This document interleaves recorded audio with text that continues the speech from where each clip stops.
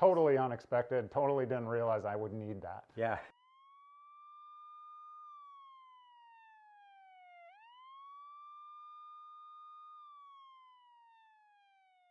All right, so Pete, so we've known each other for a few years. We see each other a lot of Saturday mornings in advanced self-defense class.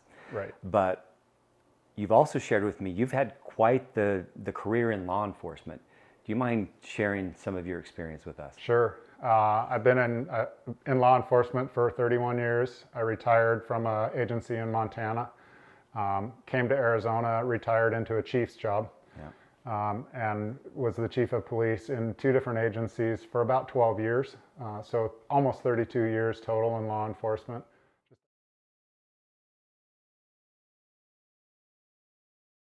Now, the thing that's really stood out to me is that law enforcement officers and even first responders in general have an interesting career. You'll experience things within the first few years that the general population will not see, witness, or experience in an entire lifetime.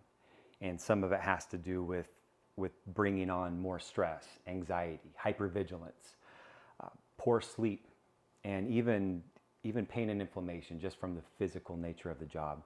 Do you mind sharing some of your perspective or insight on that as a leader in law enforcement? Sure. Yeah, the big thing for me, I did a ride along when I was 21 years old. Okay. And it was just one of those where I think we got in a pursuit that night. If it wasn't that night, it was the second night that I came back for the second ride along. Yeah. And, you're going 85, 90, 100 miles an hour. And it's like, wow, they pay me for this? I want to do this. So getting to be able to do that, and then your whole career is based on that. You become an adrenaline junkie. You become that guy who loves kicking doors. I love being first in the door. I love going and doing whatever needs to be done in order to solve the situation. And that does come with some some opportunities to rumble around a little bit sometimes and occasionally get hurt. And you always think about it afterwards. So you're constantly thinking about that call, or that person you helped, or that body you saw, or that crash, or so you get a little thinking about dwelling on those things, and you always want to be top notch. You always want to have the best. You want to be able to handle that situation, so you take care of yourself physically, or you think you're taking care of yourself physically. And that you end up doing martial arts, or you end up doing marathons, or you end up riding a bicycle for 200 miles a week, or you end up, one of those things to keep yourself, A, your stress down, B, your ability to sleep up, and C, you're in shape for the next one that you have to do.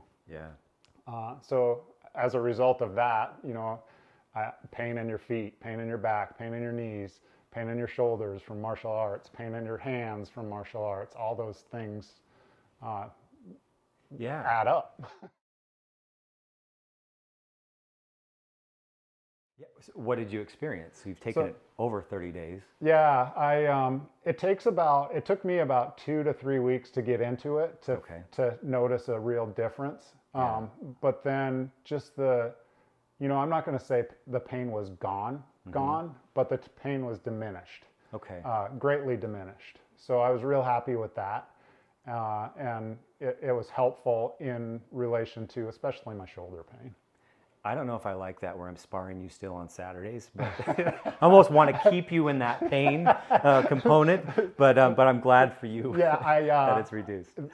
Throwing the left hook was really painful, and so I can throw the left hook a little better now, which is good.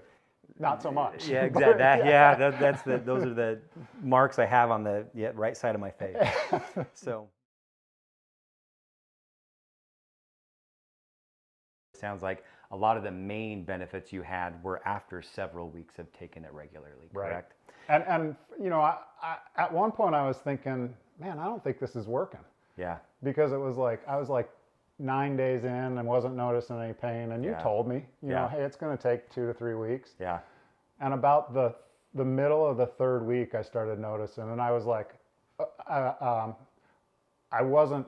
wasn't fighting, which is sometimes where my shoulder really hurts, after throwing that left hook all the time.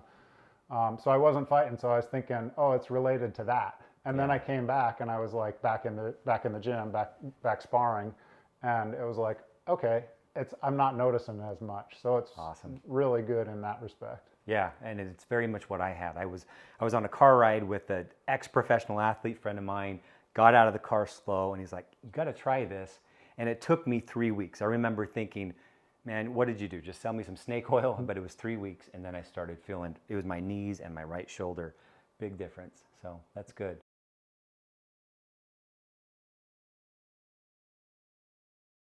Now, was there anything else that you didn't expect to receive benefit to receive from taking CBD that you noticed? So two things that you had talked to me about. One, you talked to me about sleep, and I told you, hey, I sleep really well all the time anyway. It didn't. Yeah.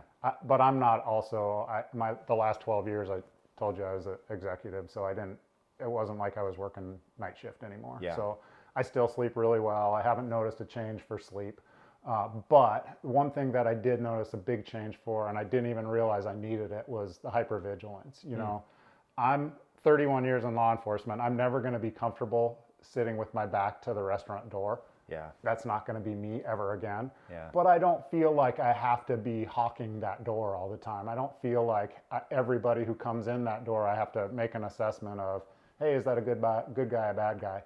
Just not to be in condition white all the time, but to at least be able to get to condition yellow, because condition orange takes a lot of energy out of you and you don't deal well with it after so many years of it. So that was huge for me, is the reduction in hypervigilance. Yeah. So experiencing more peace and even being able to be more present wherever you're at. You know, and just like when you're in condition orange all the time, every time you go outside of your house, you don't want to go outside because it's just too much energy to do that. And now it's more like my wife will say, hey, let's go here and do this. And it's like, okay, I'm all right doing that. So yeah, just being present more for her. That's tremendous. It's great to hear. Yeah. Right on.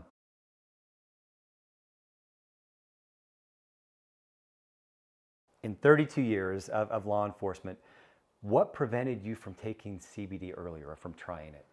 Yeah, you know, it was 3 years ago that you recommended I get hooked up with this, and I was like, yeah. You know, two things. One, as the chief of police, if you ever test dirty, you're going to be an embarrassment. You've embarrassed your name. And two, if you test dirty, that's the end of your career. Yeah. And so it was like, how do you correlate that? Is this a risk that I want to take? Yeah. And you know, you told me it was CBD and it was totally THC free. But what if there's a mistake? You know, what if that batch didn't? What if? That's what we do as cops. We what if ourselves to death. And so I was always resistant to do that.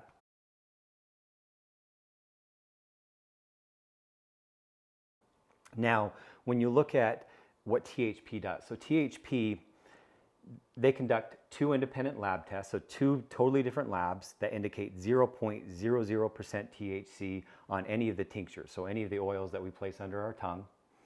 And then they went further and they conducted 5-panel drug tests on actually active duty law enforcement. My brother ended up being one at 19 years, you know, so he's at risk at the end of his career. And they found that negative for any drugs, negative for THC, and that included both the rub as well as the tinctures for that.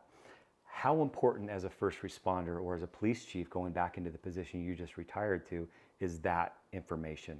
Yeah, very, very important. I can't put my name behind it. If there's an opportunity for somebody who watches a testimonial and says, hey, I want to try that, and then ends up ruining their career because of it, it's hugely important to me. Yeah.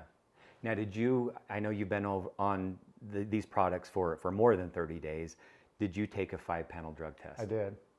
And what were the results? It was negative. Negative. Negative for THC, negative for everything. So excellent. Yeah. Great to hear.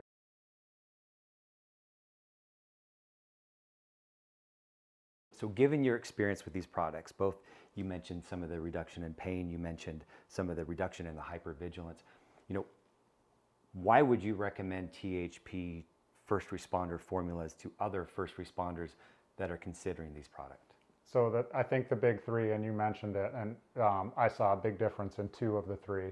One, you mentioned sleep, and that, especially if a guy's still working shift work, I was fortunate I promoted out of shift work. Yeah. Two, for me, the biggest thing I wanted to see and I saw was a reduction in pain.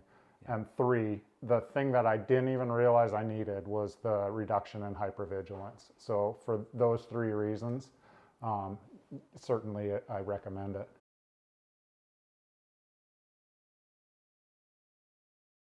So final question for you is, so for those that are considering taking CBD or THP frontline and first responder CBD as a first responder or frontline worker, what advice would you share with them? Give it a shot.